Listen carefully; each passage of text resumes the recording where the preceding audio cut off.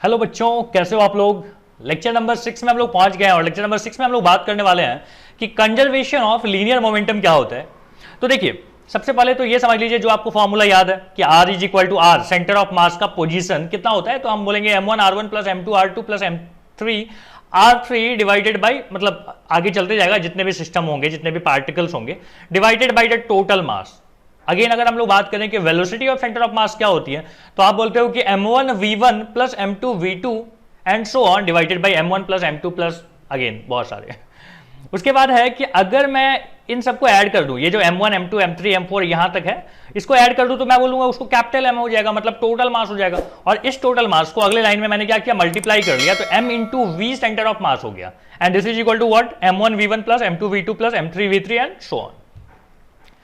ये जो v centre of मास है, ये वाला ये पार्ट है, क्या मैं इसको मोमेंटम ऑफ बॉडी बोल सकता हूं, मास इंटू वेलोसिटी है। देखो पूरा मास, फिर पूरे मास का जो सेंटर ऑफ मास है उसकी वेलोसिटी की बात चल रही है, तो हम बोलेंगे ये हो जाएगा अपना momentum of body. So now momentum of body is equal to m1 v1, मतलब p1 बन गया, मतलब उस पार्टिकल का मोमेंटम प्लस हर एक पार्टिकल का मोमेंटम। अगर आप हर पार्टिकल का मोमेंटम को जोड़ दो तो पूरे बॉडी का मोमेंटम आपको मिल जाएगा। ध्यान रखिएगा ये वेक्टर फॉर्म में है, ठीक है। तो हो सकता है कि कुछ आगे जा रहा होगा, कुछ पार्टिकल पीछे जा रहे होंगे, अगर तो उनका एडिशन वगैरह आपको कैसे करना है, वो वेक्टर के फॉर्म में करना है। ओके, अगर मैं बोल रहा हूं कि ये बॉडी है, ये बॉडी मतलब एक सिस्टम बन गया। अगर ये सिस्टम है, सिस्टम क्यों बोल रहा हूं, बॉडी को सिस्टम क्यों बोल रहा हूं, क्योंकि ये जो बॉडी है ये बहुत सारे बॉडीज से मिलकर बना हुआ है, और बहुत सारे बॉडीज से मिलकर बना हुआ जो एक बॉडी होता है या पार्ट होता है उसको हम सिस्टम बोलते हैं। ओके, तो हम बोलेंगे सिस्टम जो है, मोमेंटम ऑफ सिस्टम जो है वो हमेशा कांस्टेंट होता है अगर उस पर कोई भी एक्सटर्नल फोर्स ना लगा हो। मतलब एफ एक्सटर्नल कैसा होना चाहिए, जीरो। अगर कोई भी बाहरी फोर्स नहीं लगा हुआ है तो हम क्या बोलेंगे कि ये कांस्टेंट रहेगा, इसमें कोई बदलाव नहीं आएंगे, क्योंकि आपने न्यूटन का नियम पढ़ा है कि वेलोसिटी तभी बदलती है, मोमेंटम तभी बदलता है जब उसमें फोर्स लगे। फोर्स तो लग नहीं रहा है, तो क्या होगा, तो ये होगा, इसका मोमेंटम क्या होगा, कांस्टेंट होगा। अरे पढ़ा है ना Newton law of motion, second law, हाँ कौन सा था, उसमें था कि the rate of change of momentum is directly proportional to force, external force.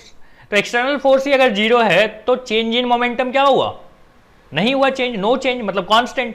जब भी चेंज अगर जीरो है, ठीक है, तो इसका मतलब क्या हुआ कि मोमेंटम क्या था, कांस्टेंट है, पहले भी उतना ही मोमेंटम, बाद में भी उतना ही मोमेंटम।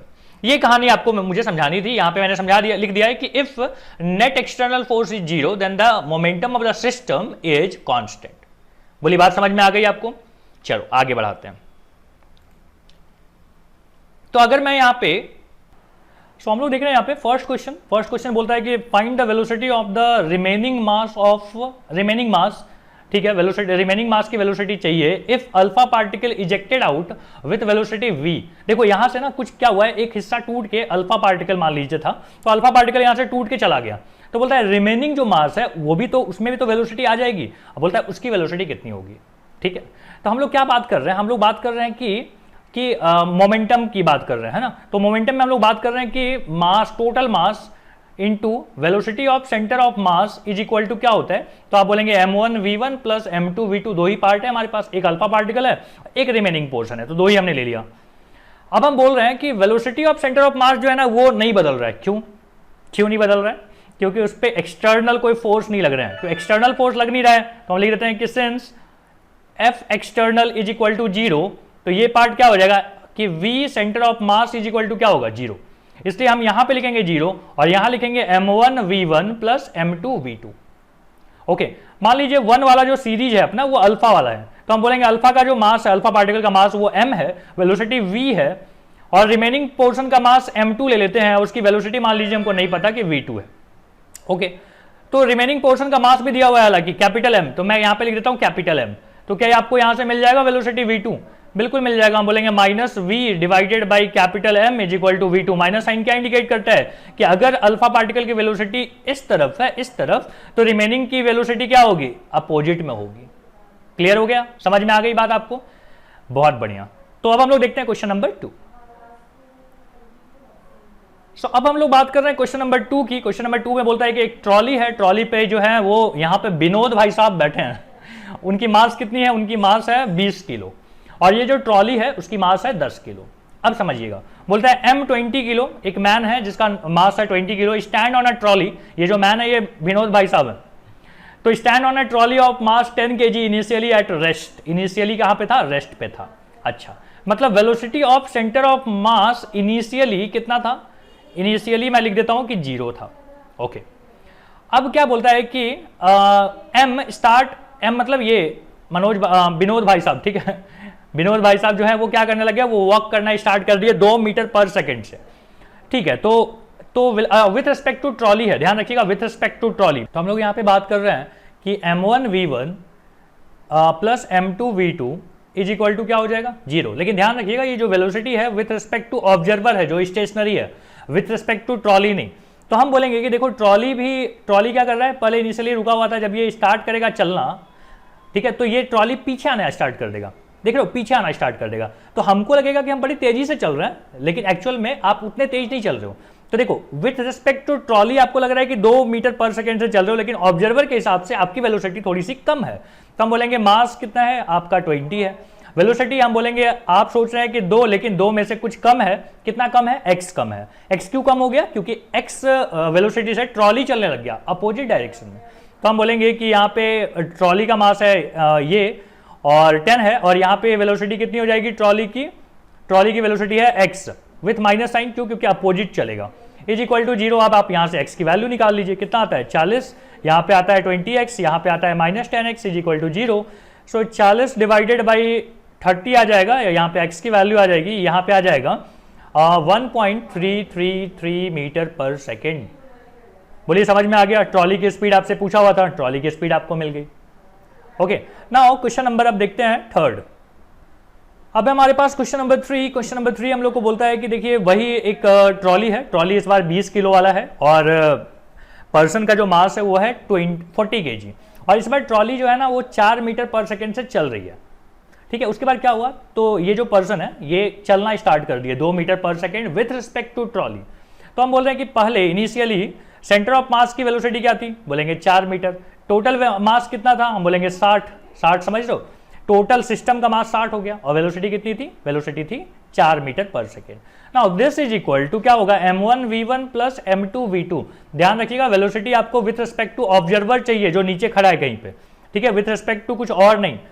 तो यहां पे देखो वेलोसिटी आप चल रहे हो कितना स्पीड से, मान लीजिए आपकी स्पीड है with respect to trolley 2 metre, तो 2 है, तो मास आपसे पूछा क्या है, find the velocity of the trolley. अच्छा, तो हम बोलेंगे कि पहले जो वेलोसिटी थी मेरी, पहले जो मास था मेरा वो 40 था, वो तो नहीं बदला है। वेलोसिटी विथ रिस्पेक्ट टू ये कितना है, तो 2 है, तो 2 है, तो मैं बोलूंगा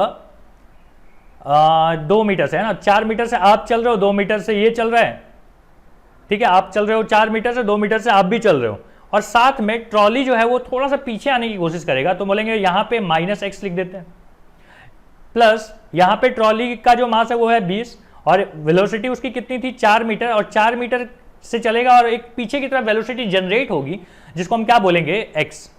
यहां से आपको कैलकुलेट करनी है, यहां से वैल्यू आपको मिल जाएगा x की। चलिए निकालते हैं, कितना आ जाएगा, 0 0 0 हटा दें, 0 0 और यहाँ का 0, ठीक है, बीच में इंटू है, गलती से छूट गया था। यहाँ पे आ गया 24, यहाँ पे आ गया 4 और 2 6, 6 4 24 -4x, यहाँ पे आ गया कितना 4 2 8 -2x, ये कितना आ जाएगा, ये आ जाएगा 32 माइनस में जाएगा उधर, और यहाँ पे प्लस क्या था 24 इज इक्वल टू -6x। सो यहाँ पे आ जाएगा -8 is equal to -6x, minus minus cancel, x is equal to कितना, तो 8/6, जिसकी वैल्यू कितनी आती है 4/3, मतलब 1.33 मीटर पर सेकेंड। किसकी स्पीड आ गई, find the velocity of the trolley. तो हम बोलेंगे velocity of the trolley 4 metre से आप जा रहे थे, पीछे जाना स्टार्ट हो गया 1.33 से, मतलब आ गया 2.67 मीटर पर सेकेंड हो जाएगी किसकी स्पीड, ट्रॉली की स्पीड। पहले ट्रॉली 4 मीटर पर सेकेंड से चल रहा था, अब उसकी स्पीड कितनी हो गई, तो 2.67। क्लियर है।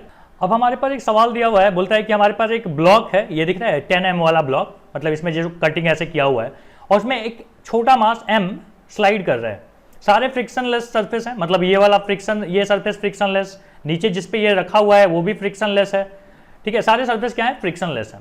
अब क्या बोलता है कि मास m slide on 10m mass without any friction, 10m is kept on frictionless surface. Okay, find the velocity of small mass m just before it leave 10m मास, मतलब यहां से जब ये गिरेगा तब इसकी वेलोसिटी हमको बताइए, किसकी velocity, find the velocity of इस स्मॉल मास की वेलोसिटी बता दीजिए।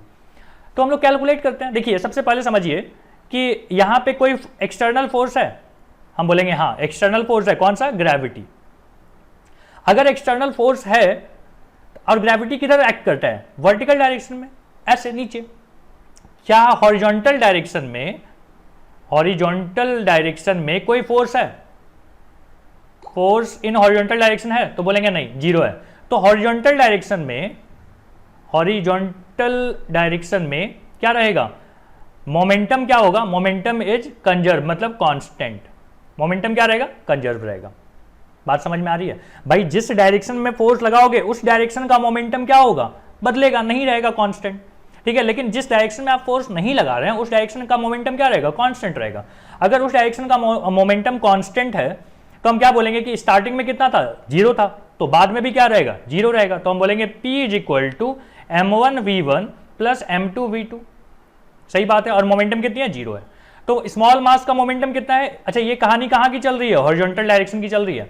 तो हम बोलेंगे यहाँ पे क्या आ जाएगा, तो यहाँ पे आ जाएगा m1 मतलब स्मॉल m, v कितना है इसका, वेलोसिटी कितनी है, तो हॉरिजॉन्टल डायरेक्शन में वेलोसिटी मान लीजिए v है, और यहाँ पे m2 का क्या हो जाएगा, तो हम बोलेंगे m2 का मास है 10m, और इसकी वेलोसिटी कितनी है, तो हम बोलेंगे u है। तो यहां से आप अगर निकाल लो, अच्छा ध्यान रखिएगा, अगर ये प्लस में होगा तो ये वाला क्या होगा, माइनस में होगा। तो हम बोलेंगे mv is equal to 10mu, mm यहां से कैंसिल, तो यहां से आता है v is equal to 10u। First part अपने को समझ में आ गया कि फर्स्ट पार्ट क्या है, तो हम बोलेंगे वेलोसिटी इज इक्वल टू, कौन सी वेलोसिटी, इस मास की वेलोसिटी जब यहां पे गया होगा तो इसकी वेलोसिटी v हो गई होगी, हम बोलेंगे v इज इक्वल टू कितना होगा, 10u होगा। यहां तक बात क्लियर है। अब आगे की कहानी, अब देखो मैं बोल रहा हूं कि जो टोटल इसके पास पोटेंशियल एनर्जी थी, total potential energy get converted into kinetic energy, किसकी काइनेटिक एनर्जी, यही पोटेंशियल एनर्जी दोनों बॉडी का, मतलब 10m का और m का काइनेटिक एनर्जी में कन्वर्ट हुआ होगा। तो हम बोल रहे हैं कि इसकी हाइट कितनी है बेटा, ये हाइट है कितना, 22। तो लिख लीजिए कि हम अपन क्या बोल रहे हैं यहाँ पे कि हाफ, या ऐसे लिख लो mgh इज इक्वल टू क्या होगा, तो half mv square plus half 10m u square. तो यहां से क्या आ जाएगा, तो हम बोलेंगे m की वैल्यू कितनी है, टोटल m की वैल्यू, तो हम बोलेंगे 11 है, नहीं एक मिनट, m है ना, ओके। तो यहां पे लिख दीजिए m, यहां पे g की वैल्यू कितनी है, 10 है, हाइट कितनी है, 22 है, यहां पे लिख देंगे हाफ m की वैल्यू कितनी है, m है, v स्क्वायर को v स्क्वायर ही रहने दो, और यहां पे आ जाएगा हाफ, और यहां पे क्या आ गया, 10m, और यहां पे क्या आ गया बेटा, u स्क्वायर की जगह पे क्या लिखना चाहते हो आप, तो हम बोलेंगे कि u स्क्वायर, v को एक काम करते हैं, v को 10u लिख देते हैं ना, या चल एक काम करो, u को लिख दो v बाई 10, तो क्या लिखेंगे, v बाई 10 का स्क्वायर। अब आप यहां से कैलकुलेट करना स्टार्ट करो, देखो m हर जगह का कट जाएगा, यहां से m खत्म। अब आपको हर जगह क्या दिख रहा है कि v एक ही अननोन है, तो यहाँ पे क्या आ जाएगा, हाफ भी कॉमन लेके इधर भेज दो, मतलब यहाँ पे आ गया 44 और एक 0, मतलब 440 इज इक्वल टू क्या आ गया, v square plus 10 into V square upon 100। तो ये 0 और ये 0 यहाँ का कैंसिल, यहाँ पे आता है 11v square upon 10 is equal to 44 मतलब 440। अच्छा यहाँ पे 1 है, सो यहाँ पे क्या हो जाएगा, ये मल्टीप्लाई हो जाएगा, तो यहाँ जाएगा 4400 divided by 11 is equal to v का v रूट में आ जाएगा। सो यहाँ से आता है अपना 400, so v is equal to कितना आ गया, v is equal to 20 metre per second. बोलो कैसे किया, समझ में आया आपको? हाँ, और इसी के साथ अपना ये लेक्चर यहाँ पे कंप्लीट होता है। अगले लेक्चर में हम लोग मिलेंगे और वहां पे और सारे न्यूमेरिकल्स करेंगे इसी टॉपिक पे। Thank you.